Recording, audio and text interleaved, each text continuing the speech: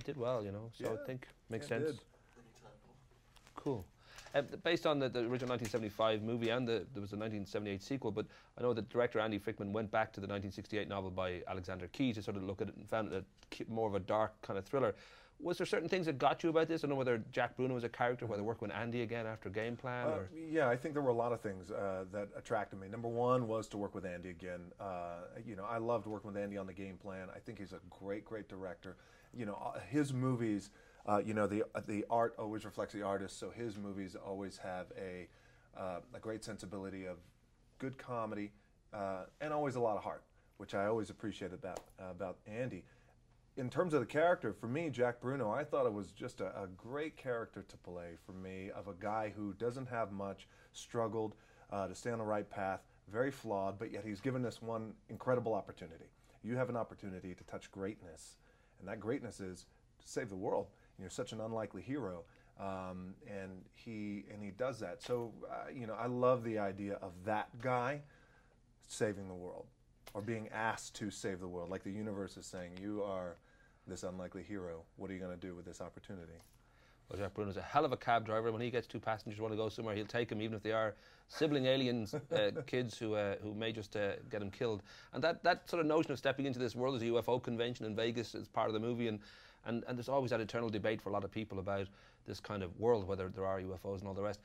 I don't know if you kind of prepared for that by, you know, hanging out, talking to UFO experts. I don't know if you hang out with Joaquin Phoenix might help as well, I guess. You need that spacer element to...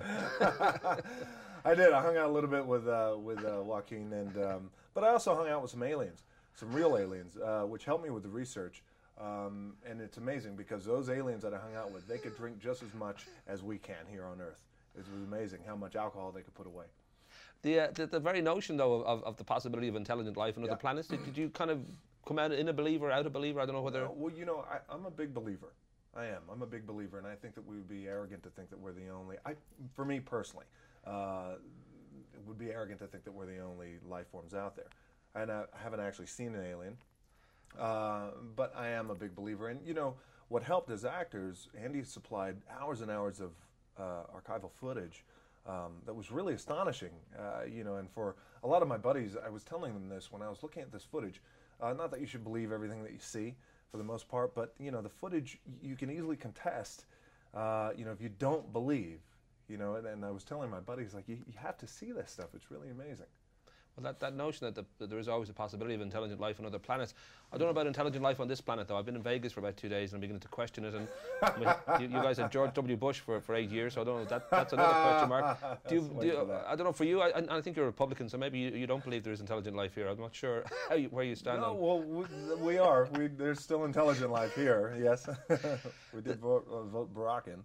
This kind of pattern that has sort of emerged, that you've always been sort of an actor I've liked, and I always thought you were good fun, and lately the kind of real hit for you and that Game Plan and all that has been in this sort of family sort of movie area, and that's something that you feel kind of drawn to for I don't know whether for your daughter Simone, or whether you just feel they kind of work and they're good fun to make. Or? Well, I think that, well, number one, they are good fun to make, but, you know, more importantly than that, you know, I'm attracted to just good material.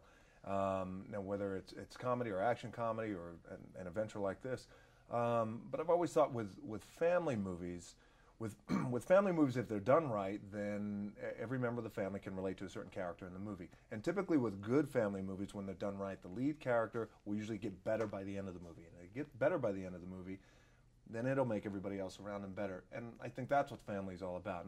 And I love that. So it's not necessarily a space that I want to continue to go back to. It's just a space that I like being in and I like making movies in when they're done right.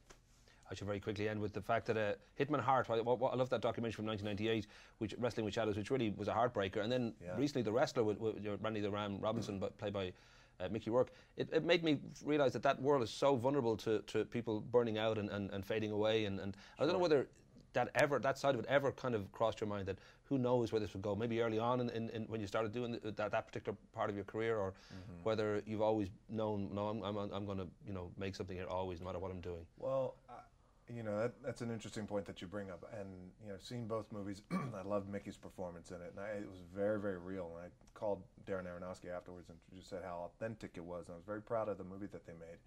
You know, the character that Mickey Rourke played, he's a guy who I know very, very well. That man is a guy who I know very, very well. That man is members of my family. That man is good friends of mine who are still in the business, still struggling, still holding on. And you know, they're with as global as the wrestling business is and as successful as it is, there's still that seedy underbelly to it that was exposed, that you saw.